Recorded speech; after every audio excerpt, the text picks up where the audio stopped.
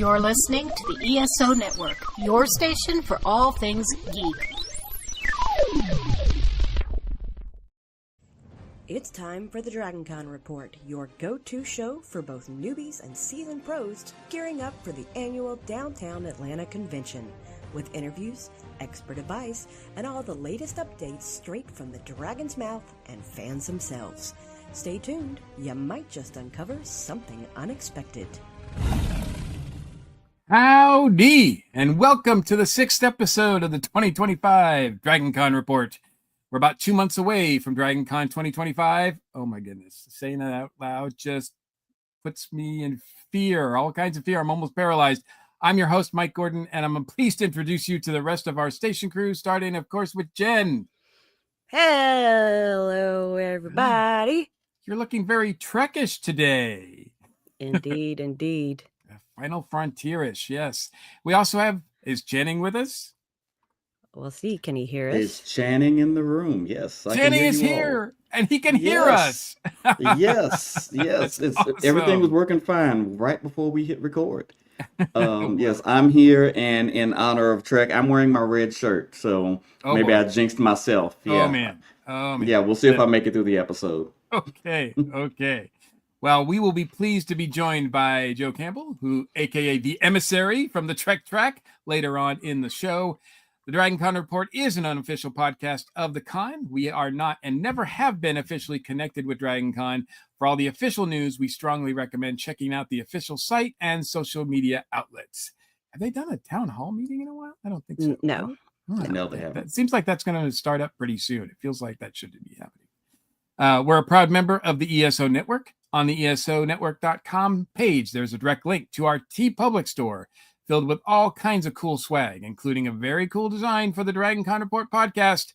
The ESO Network also has a Patreon page where supporters can access our exclusive readings of this month's DragonCon guest announcements, of which there were many. Big names. Big names. Thank you, patrons, for all your support. In addition to the video stream on Facebook or YouTube, and you're watching us right now, thank you very much. The audio version of our show is still available via all the usual places, and you can always access all our past episodes over the last 13, 14 years at dragonconreport.com. However you access our show, please like, subscribe, and share. We really appreciate it. Thank you so much. Leave us direct feedback or comment on the show. Please feel free to email us at feedback@dragonconreport.com or reach out to us via Facebook or Instagram. We are available on those social media outlets as well.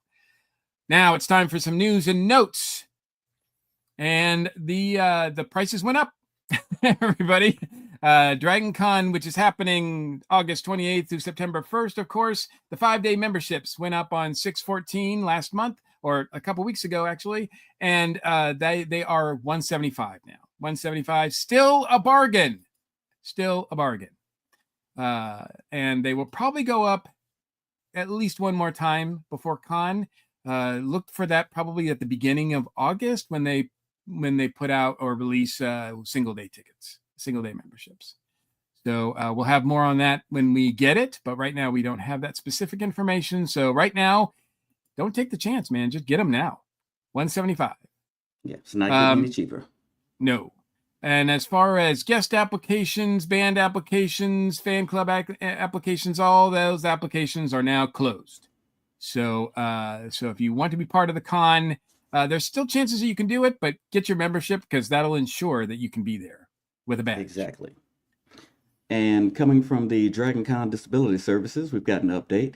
We're excited to announce that the primary location of the DragonCon Disability Services Department is moving.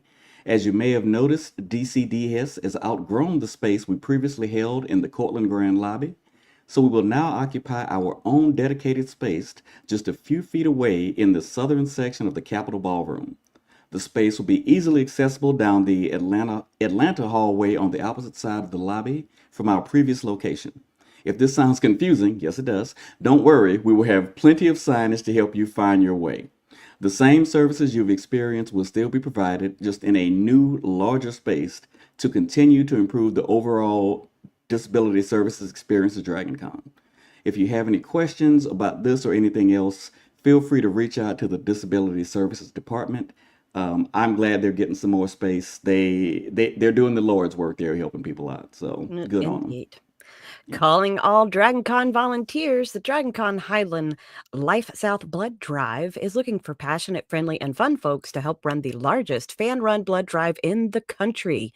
Volunteer roles currently available are in the thank you room to greet and care for donors post-donation. That one's almost full, so grab your spot soon. Recruiters to walk the hotels and con floors, encouraging people to donate. This position is in high demand. They need lots of people. P-line entertainers, new this year for magic, cosplay, music, puppetry, and improv. Anything to make waiting fun. As volunteer perks, you get a free exclusive blood drive t-shirt with 5+ hours volunteering, tons of ribbons and a custom pin, and the chance to win one of 3 free rooms at a host hotel for next year. And one of last year's blood drive volunteers did win. There's lots of different links for the positions, so go look at the blood drive Facebook group and you'll be able to volunteer for the area you want to. Their donation sign up will be coming in mid-July. If you've donated before, you will get an email reminder when it opens. And they released the t-shirt for the donators this year, and it is awesome looking. So if you need added incentive to help people out by donating blood, check out the Facebook group and you can see there the t-shirt design. It's really cool. And speaking of other cool stuff, they released some other cool, fun treats for fans who are at least 21 years or older for this year's DragonCon. They've teamed up with Monk's Meadery, Atlanta Distillery, and Old Fourth Distillery to offer some exclusive adult beverages. With Monk's Meadery, they've got Dragon's Nectar. They've got a pre-sale deal on that with Meg's Mashables, so you can get some cool swag, some stuffed animals, as well as some cool drinks. With Atlanta Distillery, it's a particular kind of vodka, and Old Fourth Distillery, it's a straight bourbon whiskey. And I ordered my bottle of bourbon the day, well, within the first hour that link went live. I was going to say, did you guys see the bottle art on these things? No, the bourbon is stunning. The bourbon whiskey bottle looks badass. I mean, it looks pretty cool. It does. I'm just glad I'm in one of the states that they'll ship to. So. Yes. Oh, yes, absolutely. Yes. It's worth the shipping. The shipping's pricey, but it's worth it. Very cool. All right, so let's talk music. DragonCon's Fandom Music Awards are back. Mix, edit, and make magic in one of our 7 categories. This is a video editing competition where participants create music videos featuring their favorite fandoms and media, including but not limited to live-action movies and shows, cartoons and comics, anime and manga, video games, and cosplay. Our judges will select the finalists, but the audience picks the winners. Categories include adrenaline, tribute, shipping, suspense, upbeat, drama, and horror. For more details, you can go to amvawards.org, also on the screen. I was trying to help our listeners. We'll have it in the show notes for our listeners. Submissions will be accepted until July 31st, so don't waste time. Show us what you got. Our Lots of Tracks are still looking for volunteers and panelists, so that's what these next announcements are about. DragonCon Silk Road Track. Their panel submission form is open. This is a form to suggest a panel that you would like to present yourself at DragonCon 2025 on the Silk Road Track. From the Brit Track, want to be a panelist for the 2025 show with the Brit Track? Come check out their panel, sneak a peek, and apply by July 5th. Note, if you're an attending pro, there is a separate email to contact, and there is a Google Doc form to fill out for regular panelists. You can find that in the Brit Track group. Over at the American Sci-Fi Classics Track, have you ever said to yourself, Bort, I'd like to appear on a Classics Track panel? Well, now you can. We've achieved great success with our First Timers Club last year, and most of them have graduated to second timers already.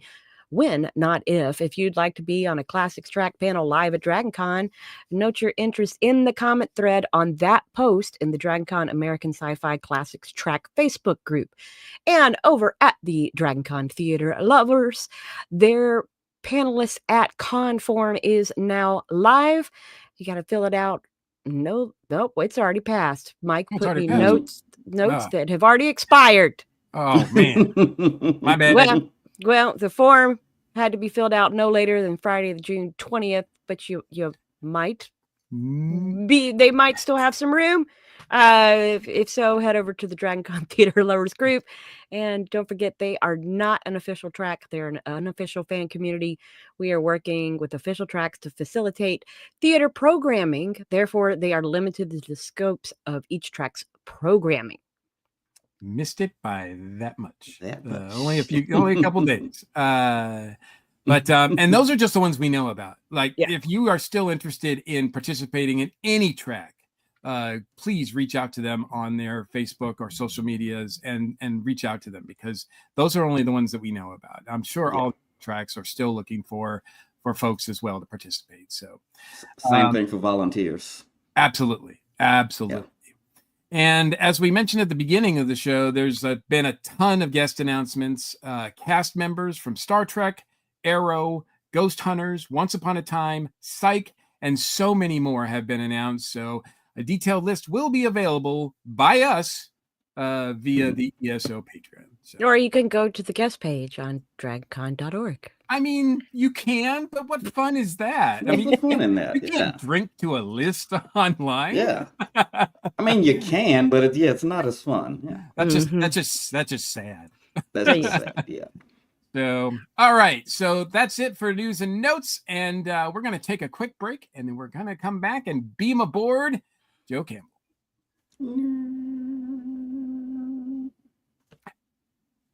And back in 3, 2, 1. All right. Now, and joining us from the Trek track, I wish we had an effect on the StreamYard where we could just beam him in and do the audio and make that effect. But no, Joe Campbell is here with us. Thank you so much for joining us, Joe. No, thank you. Thank you for inviting me. Now, absolutely. I want to start with your experience at DragonCon or with DragonCon. Do you recall your first DragonCon? What was that like for you? My first DragonCon was the first DragonCon. Oh, okay. All right. Yeah. I'm been with the con ever from the beginning, and it was like nothing else. It wasn't big, but it was a really nice fan run con. Mm-hmm. I'm originally from New York, and it felt like home. And certain people asked me to do the con suite, and I said no, I don't want to do it. And many years later, I got roped into running the con suite, and I ran that for 27 years. Goodness. Okay. Wow. Yeah. And after that, I found my way to Trek, my second love. So yeah, and I haven't missed one convention, one DragonCon. Nice. Yeah. I mean, as I've mentioned many times on this show, my first one was in '94, and I haven't missed one since. But you go back more than that, so you've seen DragonCon through all the growth and everything that's happened. So right from the beginning. And when you went there in the beginning, you were an attendee, you weren't a participant, right? You weren't I was a volunteer. You were a volunteer. You volunteered right from the beginning. Wow. Right from the beginning. Yeah. I got roped in. And you probably had no idea that this would become what it has become. I had feelings. I saw the potential. Okay. And I knew it was going to grow. The other convention at that time was Fantasy Fair. And it was slowly dying. And also Dixie Track was still around. And that was slowly dying. And I originally came to Atlanta to come to Worldcon. Oh yeah, because that was part of it, right? They were linked? No, they weren't linked at that time. But because the way I felt, and that DragonCon came out of the ashes of that. Gotcha. Yeah. And but I was here for NASFIC when DragonCon ran NASFIC. Mm-hmm. and that was the beginning when it started growing and growing and growing. Gotcha. Yeah. Any special memories that you have from those early years that really cemented how much Dragon Con, how different it was for you? Wow. Was there I mean, we always like to point out that most of the time with Dragon Con, the thing about it is that you're among friends, you're among your tribe, you're among people, that you will become lifelong friends with. Was that the case right from the beginning? Yes. When I was running the con suite, my staff stayed with me for 20 years. Most of them stayed for 20 years, and they were my family, and they are still my family. And I have so many memories, so many bizarre things happening and great things. Wow. I was gonna say, like, yeah, from running the con suite from all that time, you must have some stories. Oh yes, I do, but we we can't really tell those stories here because I see. Well, I imagine con suite in the early days was kind of like the Wild West. It was the Wild West. To keep the drunkards down, I told them if they misbehave, I would force feed some spam. Ooh. And out of that, we started having a spam eating contest. Oh, wow. Yeah. I feel like that's a crime against nature. I feel like there was probably fireworks after that. No. We used to have a smoking room in the con suite, and it was toxic. I can imagine. Yeah. And still to this day, every year I would lose my voice by, I think, Saturday. By Saturday, I would not have a voice. Okay, you still lose your voice because when I run into you on Saturdays, you're still losing your voice. Yeah, I think it's the air in the hotel. Yeah. Mm-hmm. Even when I fly, I start losing my voice.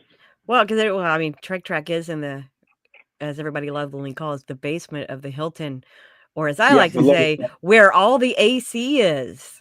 So when you're overheated, that is the place to go to. Yes. Bring your Trek Track has evolved as well, and it has moved different locations, different hotels. I know from my experience, both going there and going to.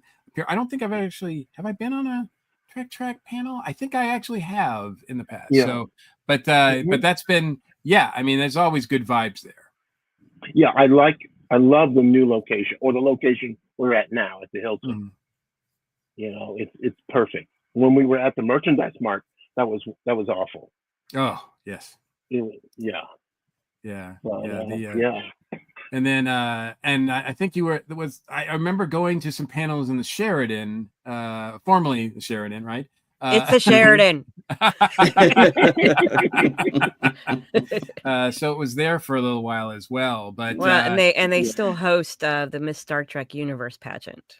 Gotcha. There as well. Gotcha. Because they used to have their bigger panels there, like with Star Trek, when the Star Trek guest. Because that's the beauty of Dragon Con too, is that almost every year Trek guests are just a given. That there's always going to be a pretty good range of Trek guests from the original series. This year we have William Shatner coming back, as well as from the newer shows as well. Yeah. So it's a huge range. So it must be kind of challenging deciding on the programming as Trek has expanded and evolved over the years. Yeah, well, this year is a great year for Trek because it's the 30th anniversary for Voyager. Mm-hmm. Okay. So that's why we have a lot of the Voyager cast coming in. Nice. Robert Duncan McNeil, Garrett, of course. Yeah. Tim Russ and Robert Picardo. And that's, and Robert Picardo, he can go to Stargate and Orville. Yeah. Right. That's true. Yeah. And Tim Russ, I'm hoping when we got the news about Spaceballs, I really hope that he's going to be in Spaceballs. Well, I think that I just read an article the other day. Like I saw one where he had told somebody, "Well, I hope I'm in it," and then I saw another article the next day where they confirmed, yes, he's been offered a role. So, that's gonna be great. Hopefully that's true. Yeah, I'm thinking about making a very large Afro pick so he can Just get carry him it to around. sign it.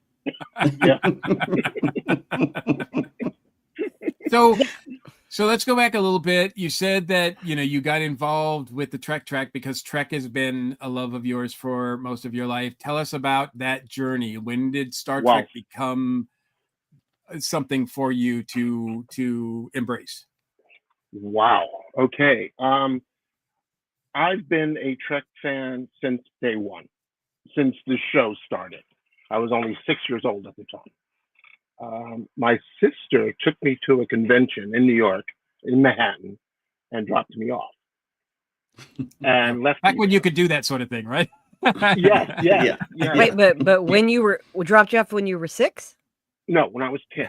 Okay. Oh, When I just a was little, just 10. No, hey, 10. back in the 70s, 80s, 90s, it was completely normal for us to be dropped off at 10 years old. Yeah, absolutely. And it was a family. They treated me like one of theirs. They showed me the ropes and they protected me. They made sure I was okay.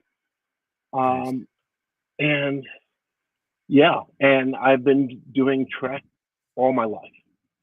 Even I'm going to grade school wearing a little Star Trek uniform underneath my clothes. Nice. I think there's a video of me out there from WPIX. They were doing they were announcing the Wrath of Khan, and they were at a convention and they were panning through the audience, and there I was, in my cowboy phase at the time. But look for it. You can, Do you All right, have a internet I'm gonna try and find that and put it in our show notes for everybody else. Yeah. Internet sleuths, get on it. Do you have a particularly special Star Trek geek out moment? Yes, throwing a little room party at Dixie Trek, and it was quiet. Nobody was showing up. We were getting ready to shut down, and Jimmy Doohan walks in. Oh. Yeah, and we were throwing a Hawaiian luau party, and we're giving leis to everybody. And Jimmy Doohan looks at me after I handed him the lei. It's like, you know what you just did. Yeah, so I'm not going to say it now because it's a family show. It's a family show, yes. But we're yes, PG-13. Come on. but Jimmy Doohan is one of my favorite guests because he would sit with you, he would talk with you, he would drink with you. George Takei is also a wonderful, wonderful person. Yeah. Oh man. And I've always seeing felt Michelle, like, go ahead. I'm seeing Michelle Nichols, and oh man, just talking to her for a while, and we just, we lost a really good person then when she passed. The and Dragon Con's been like I said, really good about. I don't know if there are not very many Star Trek actors, main actors that have not come to Dragon Con at some point. Right. I know that I've got a chance to meet all of the captains. I've got a chance to meet many of the cast members, and almost every single one of them was a delightful experience. Well, I think that next to the actual big Star Trek conventions, like the one in Vegas or the cruise one, right. Dragon Con has the biggest offering for Trek fans. Yes. And the fans can get up and close. Right. Yeah, and it's not a big wall in between the fans and the actors. And you can actually talk to them. You can actually get an autograph at a decent price. And, it's not creation. Yes, yes. You don't have to can, sell a kidney. That's always a plus. yeah. I remember seeing Ethan Peck at the Hilton bar. This is during Discovery. So not that many people knew that he was Spock. And he's just sitting there, having an adult beverage. And me and a couple of guys from the Trek track said, hey, you might want to pop downstairs and take a look at our room. And he went down and we took some photos with him. Nice. And he was just the nicest person. The nicest person. And, Wait, so y'all did that and he didn't think he was about to be kidnapped? No, yeah. If I'm sitting at a bar and somebody tells me that, I'm gonna rethink some things. Yeah, come see my room downstairs. Yeah, exactly. Exactly. Worst pickup line ever. Last year, we're at the bar, go figure, and there's the cast of Lower Deck. And that was amazing. It's like, wow, okay, yeah. I think I'm gonna have to buy them a drink. Well, but yeah, I know Tawny had a blast at DragonCon last year. That's what I heard. You can't do that at Creation Cons. Yeah. You can't do that at like Trek Long Island. You can't do that. The guests don't walk around. But I know someone's going to say yes, they do. But but it's not the same. We're in hotels with lots of lobby bars, lots of common areas. There's a lot more opportunities to randomly run across somebody with the way DragonCon is set up. Yeah, and it's very to me as a Trek fan, it's very reassuring when the people that are involved behind the scenes with Star Trek, because it's not just the cast. I've met writers and people who worked on the show as well. And, all of them are professionals. All of them have been, they know how to do their job, and it is a job, but it's also more than that. It just feels like, when you sign on to do Star Trek, it's something different. It's something most of them are aware of that. And most of them have, sometimes it takes a little while, but most of them embrace it after a while, right? Yeah. You're joining kind of this elite club, if you really stop and think about it. And plus, I've always kind of felt that Star Trek was kind of one of the first fandoms that became a community, that became a family, if that makes sense. There were a lot of other popular sci-fi shows out there, but I feel like Star Trek was really where it kind of became, oh no, we're not just regular fans. No, we're a community. We're a family. Well, then there's a reason there's so many parody movies and TV show episodes because of how much the Trek fandom has grown. Yeah.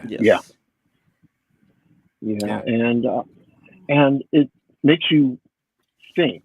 It makes you want to be a better person. That's what I got from Star Trek. It's like, use your head, before you use your fist. Talk it through first. Everyone has a seat at the table. Yeah, and that's what I get from Star Trek. And I have to say too, I think you guys do a great job in your programming to extend that even to the Trek track at DragonCon. Like the programming that you guys offer is very inclusive, is very open, is stimulating, and even the fan run ones, as opposed to just the guests, right? It's always exciting to see the guests talk and people talk about behind the scenes things, but even the fan run ones are full of discussion that I don't think the other shows really inspire as much. Well, I have to say, but the panels I've been to on the Trek track are some of the most interactive and gut busting that I've ever gotten. I don't want to make it sound like it's all intellectual and no fun, because you guys know how to party. No, I'll just say the Riker Games is possibly one of the best panels I've ever sat through at DragonCon. And now that we have you here, I think you're a much better individual to describe Both the Yeah. Riker Games and the other sorts of panels and events on the Trek track that people can expect. Absolutely. Yeah, For those people who don't know. Yeah, we have, of course, Riker Games. We have the Away Team Scavenger Hunt. That's, I believe, on Saturday. No, is that on Saturday? I think it's on Saturday. Oh, no, Friday. Friday. Then we have the Miss Universe pageant on Sunday. And let me see here. And we have a new thing that started last year, Subspace Rhapsody. It's like, if you remember the episode, the singing episode, where we Right. have a live cast that actually sings it, acts it out. Nice. And it's amazing. And it's like Star Trek meets Rocky Horror. I know it was a really And- special moment that a lot of the cast members that participated in that episode on Strange New Worlds were there at Dragon Con and actually attended the Subspace Rhapsody performance last year. So that's special. Mhm. That's special when that Yeah. happens. Yeah, Probably a little nerve-wracking for the performers. Yeah. I'll ask everyone, I'll tell everyone, please show up for that, because it's truly amazing and it's one of a kind. So, Well, and yeah. the room hit capacity last year. Yes, yes. So it was from the debut a must-attend event. Yeah, at the but for Trek Track. But to Jen's point, I'm really curious. How did the Riker Games start? Like, what went into getting the Riker Games going at Dragon Con? That's wow. I just got roped in. It's like, hey, they need someone to help her out, help the MC out. I was like, yeah, what? Okay, why not? Yeah, I'll do it. I'll go up there and I'll just act out, which I do, and he just grew and grew and grew. Now we're in a bigger room, and and I'm almost done with the awards because I make all the awards for that. Well, and you make pretty much all the room decorations. Pretty much. I've actually started asking people to hang stuff because I'm getting tired, and this cargo bay that I work out of is getting packed. I'm running out of room. So for those people who don't know, what can one expect if they go to the Riker Games? What are the Riker Games? Wow, the Riker Games, basically, we have several individuals to compete. Basically, dexterity to see if they can actually maneuver around a chair, show cunning, show wit, swagger, and then they battle it out. And I have to ask, because I know he's been there a few times, has Jonathan Frakes ever participated in Riker Games? We really wanted him to be there last year, but I think he had a prior engagement, so we had to leave. But we got him to sign the awards. Okay, cool. So, yeah. So I was hoping that he Riker would make Games it are this fully year. endorsed by Jonathan Frakes. Yes. By I think it's endorsed by Thomas Riker, not Will Riker. That's how they get you. That's a good. Yeah. That's a nerd drop. Good job. I like it though. The main award is the Riker, is the Will. The second place is the Tommy. And if we ever do a third place, it will be the little Will Wheaton.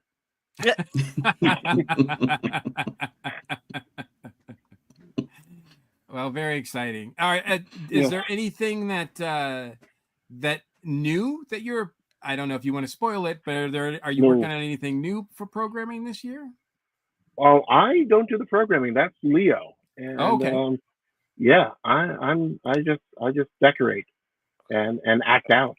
And he's the showman. He's the showman. He's the face. Yeah, the face. Yeah. There you go.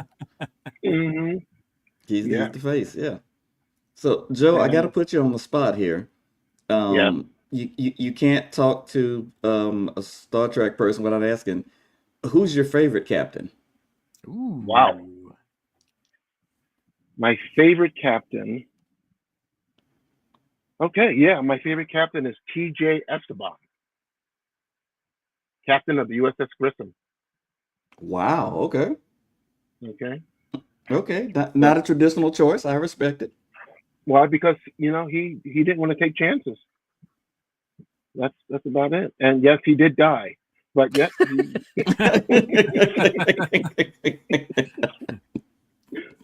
listen to TJ.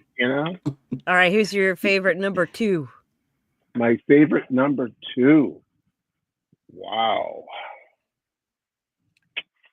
All right, my favorite number 2 has to go to Kira Nerys. Nice. Yeah, Kira's up there for me too. Yeah.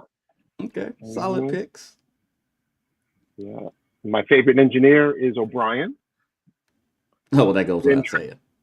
Then Trip Tucker. Wow, Okay. really? Yeah. Good old Southern boy, My God, I've been in Georgia so long, I'm now Southern.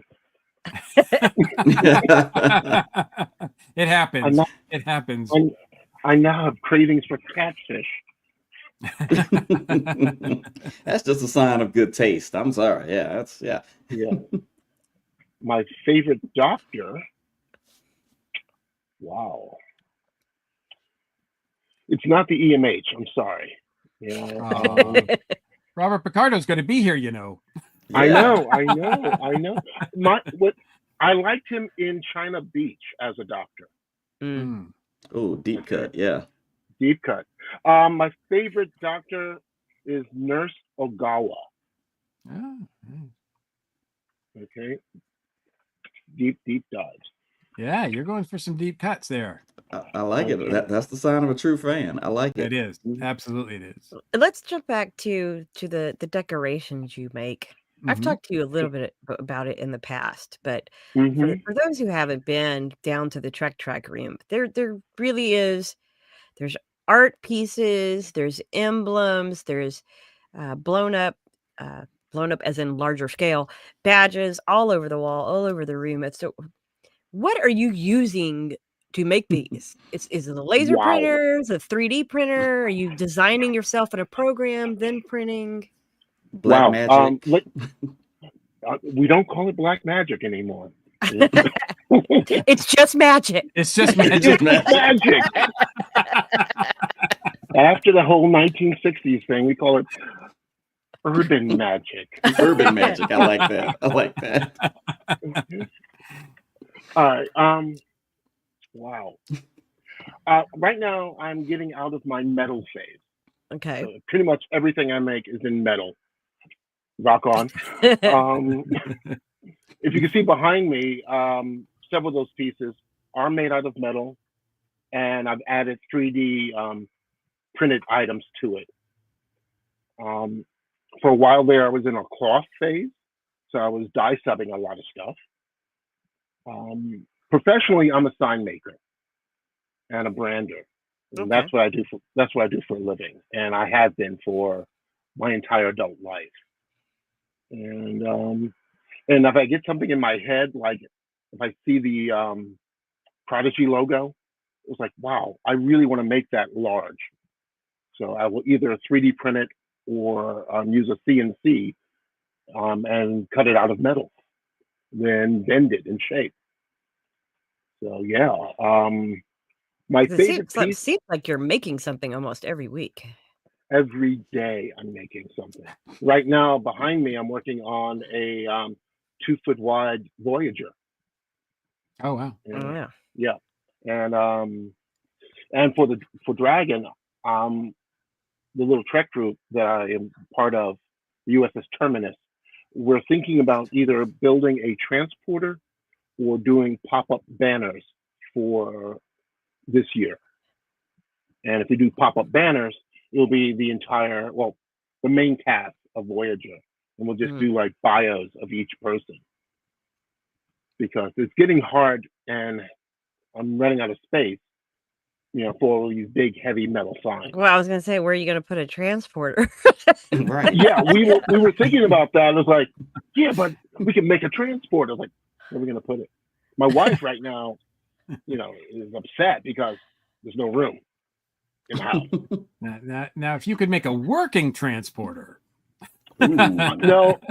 I saw the movie The Fly, so I will never I will never make a transporter. Okay, Yeah. here's another transition for you, and this can get into some additional lore of the Trek track. Oh. Because Caro Tidwell says, "So Joe, how does it feel to be an annex of the Brit track at DragonCon?" Director of the Brit Tracks commenting. Yes. Well, Because there's some history between the Trek track and Brit track. well, I am a member of the Maquis, and we will not, stand for being annexed by fake kings and queens. So yeah. Mm-hmm. Is this something that we need to look into getting the Mongoose involved with? Yeah. He will fight on the side of right, I'm sure. Yes. I mean, all right, I might have to start doing some tagging.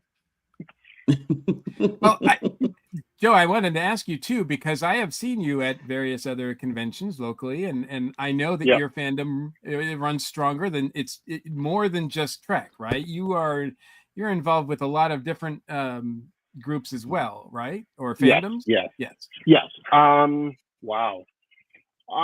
Do you get to do that at DragonCon as well? Participate in other fandoms, or is it just mainly you focus on Trek that weekend? Both mainly on Trek, but I do run over to the sci-fi military track and hang out there and do a couple of panels with them. I love Stargate. I love Farscape. I love Battlestar. They're wonderful shows. I love Doctor Who. I love what they've been doing. I know I've seen you at Timegate. Yes, I wish we had Kulanta. I wish we had an Outer Limits track. Okay. Wouldn't that would kind of be under American Sci-Fi, right? I think so. Yeah, but it needs to have its own little, track. You think it's big? You think it's big enough for its own track? Well, Outer Limits. There is multiple iterations of it. Yeah. Yes. We could do Outer Limits. Twilight Zone. Amazing Stories. Yes. Amazing Stories. Yeah. Yeah. Yeah, a lot of great anthology shows like that. Yeah, and I guess Black Mirror could fit in there too, technically. Yep, Love, Death, and Robots. Oh, yep. Yes. But that also can go into the anime track too, or animation track. But Trek is one of my biggest loves, and I remember once it was at DragonCon, and I'm in my uniform, and so little black boy walked up to me and just smiled, and I kneeled, took off one of my pips, and gave him a pip and told him, "You better be a good little boy." Oh. And just the smile on his face, it broke me. And the kid still comes to the con, I believe. So, wow. Representation matters. Yes, it does. It does. That's another reason why I love Trek, because they're people of color, but they're human. They're themselves first, and their ethnicity second. And you don't see that much on most TV shows or movies. And you certainly didn't in the 60s when Star Trek came out, that's for sure. Right. Yes. Wow. There's a lot of stories with Michelle and Martin Luther King. Yeah. Oh, yeah. She wanted to quit, and he reached out to her, told her not to. Because she was portraying someone on the bridge, and she wasn't a servant or the lady of the night, because that's what the only roles at that time people of color can get, women of color. But she had a long career. She was in the TV series The Lieutenant. That was another Gene Roddenberry production. And so everyone look Michelle up in the Lieutenant.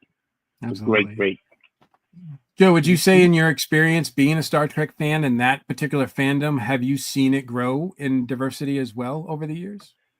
Yes, yes, I have. I've seen the good sides and bad sides of it. I've been called out. I've been people yelling at me, making fun, calling me names. Um, but I just shrugged it off. And but now, these couple of years, now decades, I don't see that anymore. But back in the 70s and 80s, definitely in the 80s, um, and I'm happy about that. It makes me smile because Yeah. people are now finally getting it. And well, let's hope things keep on going the way it's going. Yeah, absolutely, absolutely. Yeah, because Yes, fingers there crossed. was that stigma of if you were a Star Trek fan, even me growing up, like it was something that only nerds were into, or it was something Yeah, that it was frowned upon. If you were talking about wearing a Starfleet uniform or a Star Trek shirt underneath your regular clothes, because if you wore that out, like if you just wore a Star Trek shirt out, like you would be pointed at and made fun of. It was oh a yeah, very real thing. And yeah, at least like I mean those days seem to be behind us, and I'm pretty happy about that. yeah. Um, Yeah. just the other day, my little trek group, USS Terminus, we were at the Thinking Man's Tavern, and most of us were in Star Trek uniforms, Nice. just sitting around Nice. drinking, talking, and people walking in, and they saw a couple of the members wearing the old classic miniskirts, Yeah. and people were loving it. And I'm sitting there dressed up like Benny Russell. I mean, Cisco. Sorry, and people like, does he work for a hotel or something?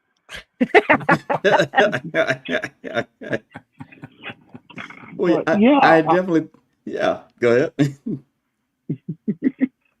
Yeah, yeah, but it's definitely changed over the years, and that's one of the things I think when I first went to Dragon Con in the 90s, it was such a refreshing thing because I was finally with people that understood and yeah, had the same experiences that I did. yeah, that's what I experienced when I was a kid. And then when I came here and started going to Dragon Con, and when Dragon Con started, it had the same feel that you were safe here. You're amongst your Yeah. tribe. Yeah. Yes. And it still has that feeling. Still Yeah. has everyone is in it together. Most conventions, no. No one looks at you in the face. Everybody's shuffling along, going from panel to panel. Here, you see somebody in the same costume, you can walk up to them and tap them on the shoulder and start talking, and voila, you're now friends. Yeah. And it's a wonderful feeling. Like some at creation cons, people are running back and forth, and no one's talking to each other. And Dragon Con is a unique experience and unique experiment, and I hope other conventions are taking note and learning. Yeah, and I do feel Well, like Trek in general is just it's gotten to be more mainstream over Yes, the last few yes, years. I mean, you see it popping up more in popular culture, and hmm I think I've seen an increase not only in hardcore fans, but just in casual fans. And yeah, that to me is a good thing. You want something like that to grow outside of sci-fi circles. Well, it yeah, helps that we have constant content I was now. going to say, Yes. yeah. yeah. I mean, Yes. we've had constant Star Trek content for a long time Since now, which has been pretty well, amazing. Yeah. Trek has always been in production since the '60s. Hmm. Right. One form or another, it's been in production, from the classic series to the cartoons to the movies, then to Right. Next Generation, Deep Space Nine, Voyager. Yes, we had that lean years. Then we had the JJ verse. Hmm. Hmm. But now, now we got Trek is back, like the Yeah. way it was back in the early '80s. Right. Yeah,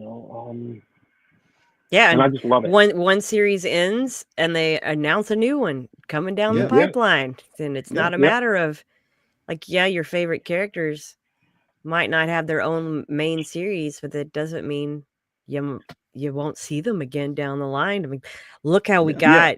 got Strange New Worlds, just Mhm. debuting in episodes of Discovery, and then Yeah. they get their own series. Mhm. Yeah. And No. and we already know we've got 2 more seasons of it. Yes. Right. Yeah. But and yeah, it's a bummer that it's going to end, but it's Captain Pike. We know the story has to end. Oh yeah. Spoilers. It's kind of like spoilers. Titanic. You know how it's got to end. Yeah. Yeah, exactly. Mhm. Continuity be damned. It won't end. They're rewriting history again. No. Again, yes. Hey, with Star Trek, that's the thing. Like nothing's off the table. Nothing's off Right. the table, right? Right. Hey, that's but the we thing. That's only the way it should be. like our timelines being messed with just a little bit. Yeah. We can only tolerate so much. that Yeah, timeline. this is not the Flash on CW. Only so It- much time travel is allowed. that time travel is looking like Swiss cheese at this point. But Yeah. Joe, I wanted to ask you because you mentioned that you guys got together, dressed up in Star Trek gear. How important is it for you to like do the cosplay, to get the uniforms, to dress up? I mean, I think every time I've seen you, you're not in street clothes. This is the first time I've ever seen you in street clothes. Yeah, I'm trying to remember. I don't know that I've ever seen you in street clothes, even when it's Wednesday and you're setting up the room. No, I'm in regular garb. I normally wear a suit jacket and a vest, and I Oh, try that's to right. dress. I've seen a vest. Okay. Yes, I've seen a vest. Yeah. Mhm. One year I did actually dress up as Benny Russell, Really? and people were like, "Why are you wearing gold rimmed glasses? Is your hand okay?" It's like it's in my head. Too No. deep? Too deep a cut? Too deep. Yeah, but deep the of a people that cut. got it really appreciated it, right? Yeah. Yeah, Well, I liked the year that you wore the baseball uniform. Yeah. Oh yeah. Mm. Oh, that was last year. Yeah. Last year, and right before the Riker Games, well, Jonathan Frakes was about to leave the convention, and he didn't sign the plaques.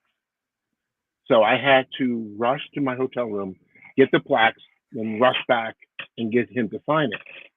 I was wearing the Niners outfit. So I'm standing there, and he's looking at me, and he's getting ready to sign it, and like, Niners. And he signs it. Like, oh. Yeah. Oh man. When I usually go to the Ren Fair, I wear a Starfleet uniform, and I usually carry the phaser rifle that's behind me. And people walk up to me, and I will tell them that, you're a non-playable character. You're not supposed to talk to me. Or you could just be on an away mission. No. That's when you die. Yeah. Wait, but are you wearing red? Command. It's actually yellow now.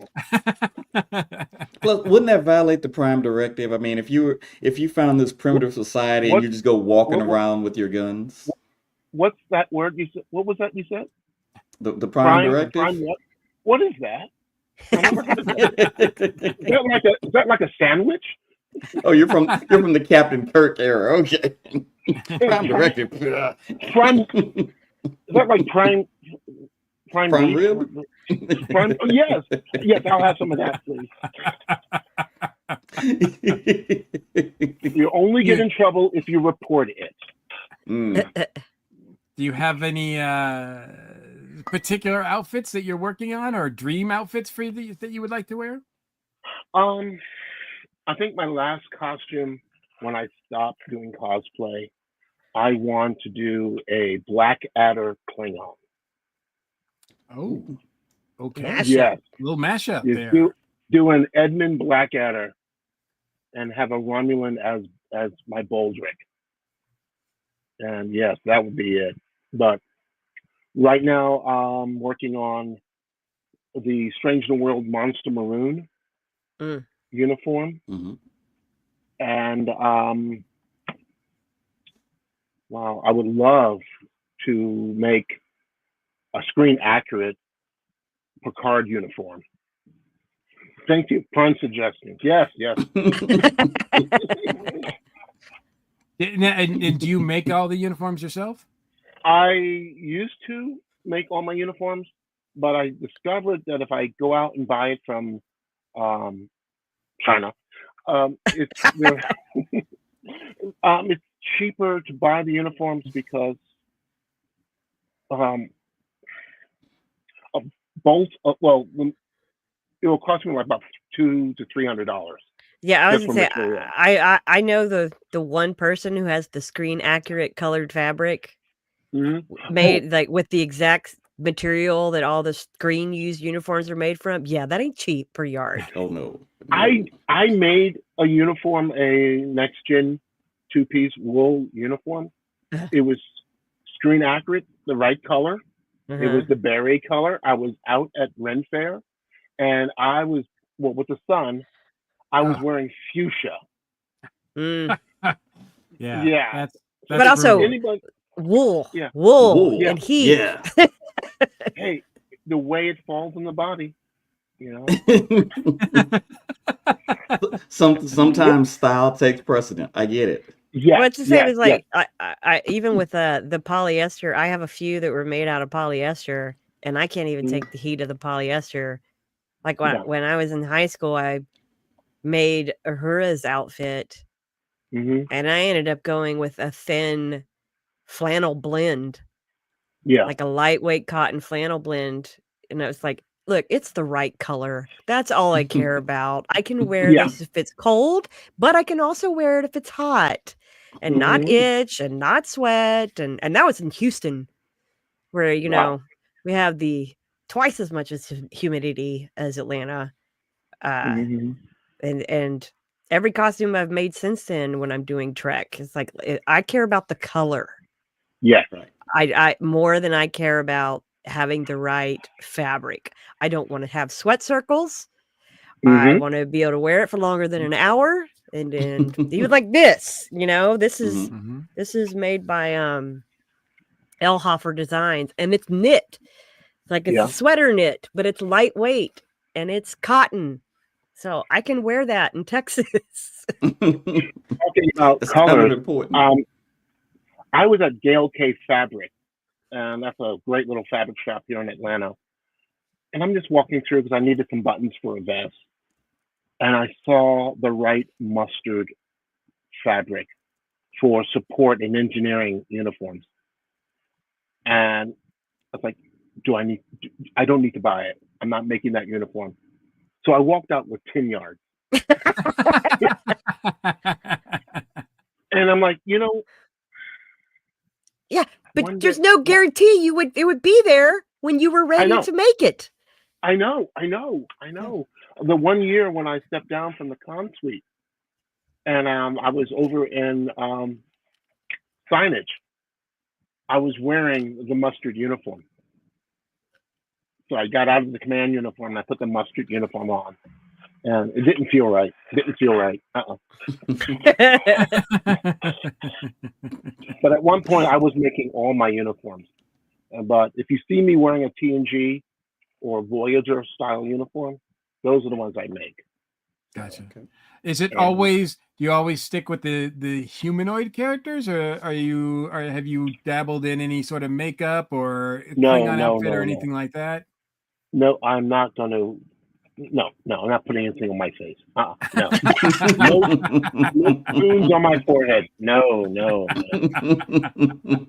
Hey, but Bajorans is one of the easiest prosthetics you've put on. As somebody who's done Bajorans, Yeah, I'm not going to put a French fry on my nose. Speaking of, this is something I'm going to show you guys what I'm working on for DragonCon this year. Oh boy, Let me whip this out. a preview. Oh wow. okay, so describe for our audio only Radio listeners. It's a Bajoran orb box, and Yes. this is the orb of spam. So when I open it, it's going to have a brick of spam inside. We're going back to the spam. Oh, dear Yeah. Lord. hmm So I'm going to have to wire it for light and sound. Wow. This is a prototype one, and it's working out just right. I think I got the. Oops. Hey, gravity! And look, Audio listeners, you need to go Yeah. find the video of this. So yeah, he's right when he said it's working out just right. The front panel flew off of it. He did say it's a Yeah, prototype. prototype. Okay, I'm going to put this it is back. first gen. This is first gen. So did you Yep. 3D? Is that 3D 3D printed? printed. Okay. Yeah. That looks gorgeous. Thank you. And Very nice. once I get all the bugs, knocked out, I'll take it to the shop where I work at and have the guys put a nice thick coat of paint on it. Nice. That's why the paint always looks so good. You get to Mhm. take it to your place of work. Yeah. Okay. Yeah, because I was like, what are you making? When I was asking what you were making things on, I was always like, why is the paint so crisp? What? Yep. Because it's professionally done. That'll do it, That's yeah. it, yeah. Sometimes I take it out in my backyard. I light up a bunch of tiki torches to kill all the bugs. hmm Make sure it's the hottest day, and then paint it. Mm. And just leave it out overnight so it gets nice and baked in. Mm. It's like baking a cake. You don't look at it, you don't think about it. You come back much later, and it's perfect. Okay. New painter's tip for me. So Absolutely. for our viewers, listeners out there who maybe this is their first year attending Dragon Con, maybe they've only gone a few years, or maybe they've been going for a while but just never ventured down to whichever location Trek Track would have been in the years they were attending, what would you say to them to entice them to come down and try out some of the Trek Track offerings? Well, we're not the Brit track. So, Shots fired! Muskets fired. Muskets fired. yes. We don't have silly accents, and we walk properly, and But you don't sit in chairs properly. I mean, Oh, that's right. Like this. Yeah. I find myself at work, at meetings. I'm doing the Riker, and I'm like straddling my chair. But when I walk into a room with my boss, I would do the Riker and swing my leg over a chair. Yeah. When I was younger watching Next Generation, I thought Riker's moves were pretty unique. As I get older, I understand where they're coming from completely. Yeah. Address the chair. Hello, chair. So, especially if you're a Trek fan, right? I mean, if you are a Trek fan of any form of Trek, it doesn't matter if it's old school or if it's the newer stuff or the movies or anything related to Star Trek, you're going to find something at the Trek Track for you. Right. We are a Star Trek. We are a Star Trek buffet. Right. We have all of Trek, and if you don't see it, we'll get it for you. Right, and you not only like we mentioned it a bit earlier, but you do panel discussions on shows, on some episodes. I know in the past, haven't you done like you've argued with the worst episode? Yes, there is. Yes, there is. I forgot the name of the panel. Somebody was going to bring it up, but yes, there is. They rank the worst episodes, and then they give it a award for it. Yeah, I'm usually sleeping at that time. Yeah, but so there's those type of discussions and debates types of panels. Then of course you have the competitive things like the Riker Games and the Away Team Scavenger Hunt. But there's also programming in the evening. Like there's 2 nights of Klingon Karaoke. Klingon Karaoke, yes, and that's fun. I try to shy away from it because I don't like Klingon opera, and it's not Klingon opera. and it's just people doing karaoke. You will get a Klingon once in a while, and maybe somebody from the Brit track might come in and start doing Vogon poetry, but we will, push them aside. Shut that down. Yeah. Not having it. Not having it. They have their own spot on the schedule for Vogon across do. the hall. That's true. Yeah. Mhm. Nobody needs more than 1 hour of that. I'm thinking about competing in that over at the Brit track. Really? Yeah. Not the silly walks? No, I have too much dignity for that. But I am working on a silly walk sign for them. Oh dear. Yeah. So I'm sure it will be a very heartfelt special sign. Oh yes, the legs might even move.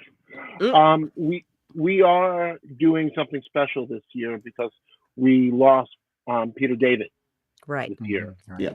And we're doing a memorial for him. Nice. Same bat time at the last thing during the con. It's the last panel. Mm-hmm. And normally he would be doing the closing for us. Okay. Mm-hmm.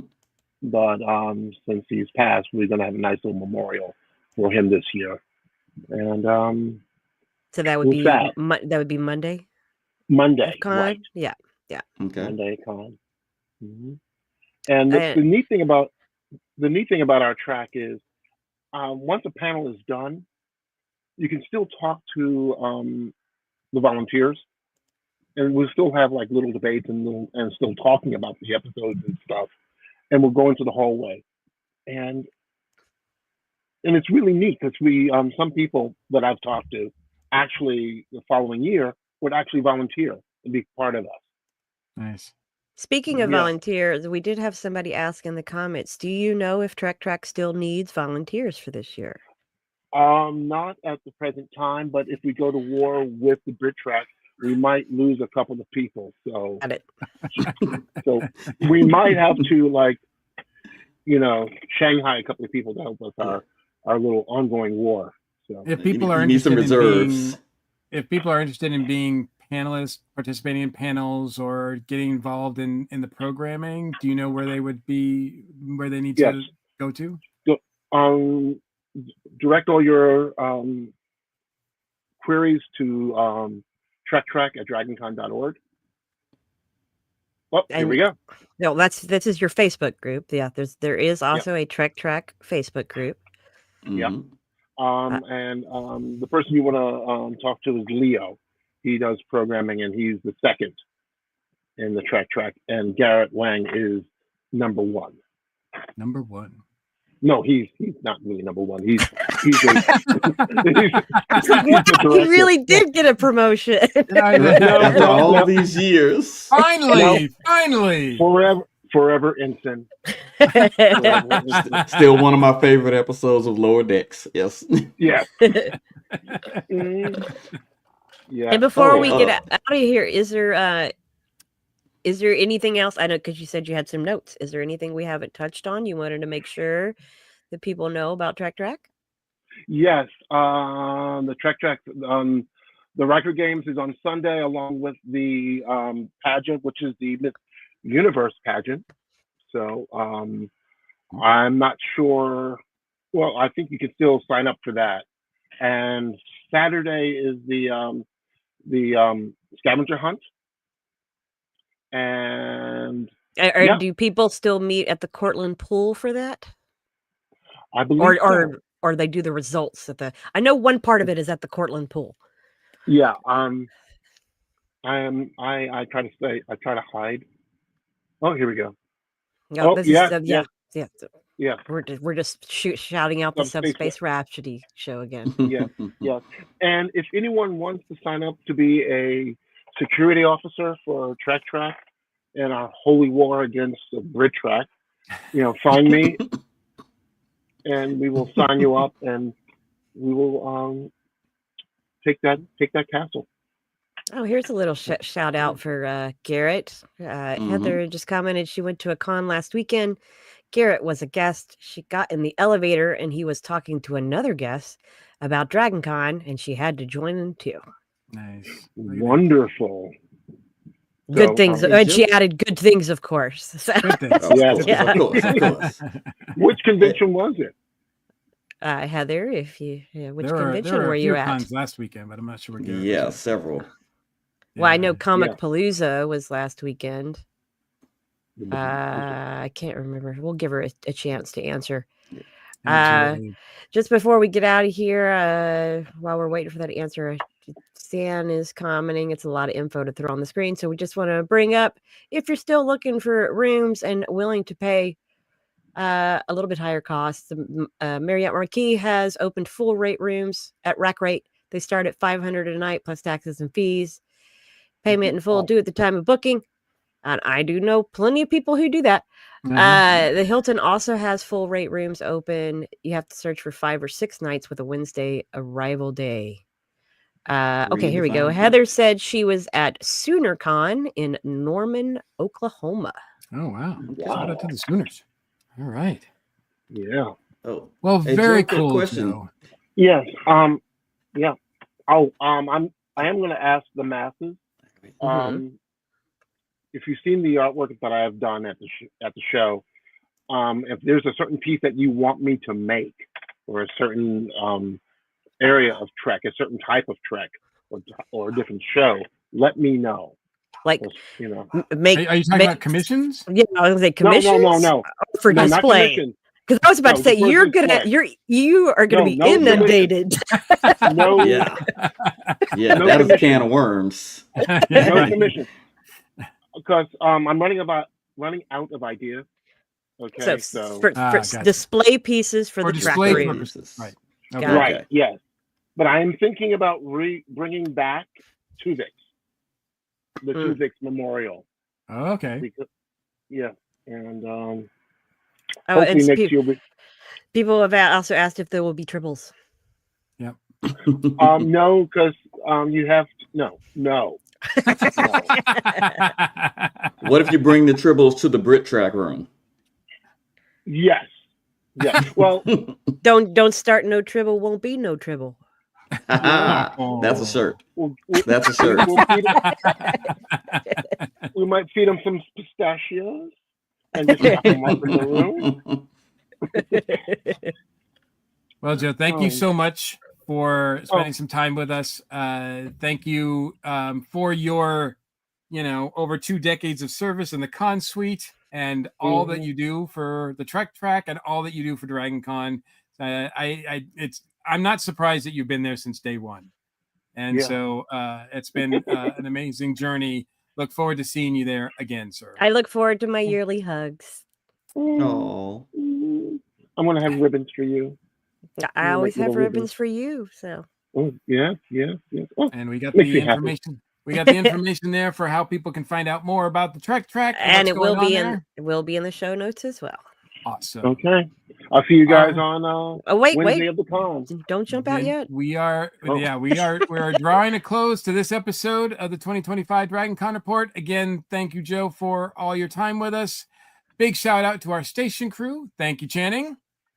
hey, always happy to be here. Have fun with the crew.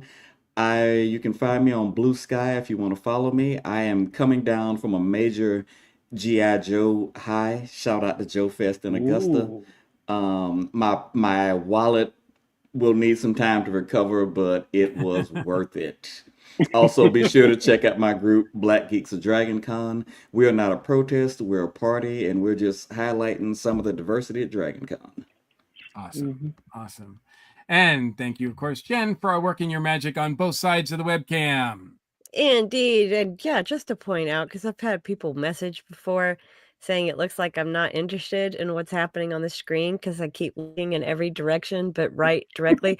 Yeah, I'm the one running the show. Yeah. Yes. I mean, that Yes. should have been apparent.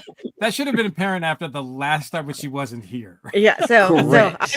I'm posting up our banners and making sure the Yes. right links, and I'm reading through the comments, and Yes. yeah, I am always interested. Yeah. Absolutely. Go back like 2 episodes if you want to see what the show is like when Jen's not here. And Ooh. Well, it was ugly. Yeah. But I am also on Blue Sky. You can see my little link there at the bottom of the screen. I am a little bit odd on Instagram. I have done something new that I haven't done in a while, and usually I only open it up, my Instagram during con season, but I've actually kept it open for the whole year since last year.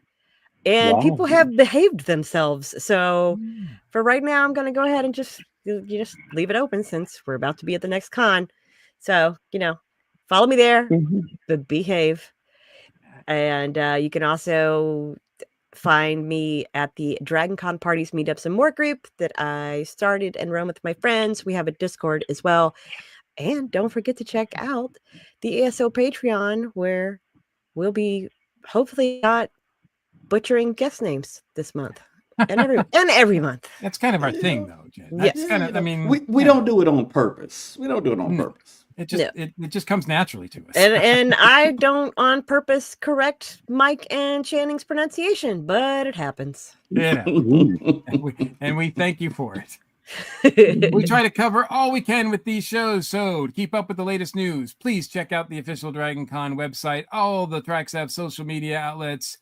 Just get involved. Get involved now, because now everybody's looking for ideas for programming. They're getting panels together. So look at all the social medias. And we are a proud member of the ESO Network. On the esonetwork.com page, there's a direct link to our TeePublic store filled with all kinds of cool swag, including a very cool design for the Dragon Con Report podcast. And whether you are watching or listening to us, please help support our show with a like, subscribe, and a share. It doesn't cost you anything, and we really, really do appreciate it. If you would like to leave us direct feedback, please feel free to email us at feedback@dragonconreport.com. You can also reach out to us via Facebook and Instagram. Thanks to everyone for joining us. I'm your host, Mike Gordon, and it has always been my pleasure. Take care, stay safe, and we'll see you all at the con. This has been a broadcast of the ESO Network. Be part of the crew and help support our shows by donating to our ESO Patreon or by shopping at the TeePublic store, which can all be found at www.esonetwork.com. The ESO Network, your station for all things geek.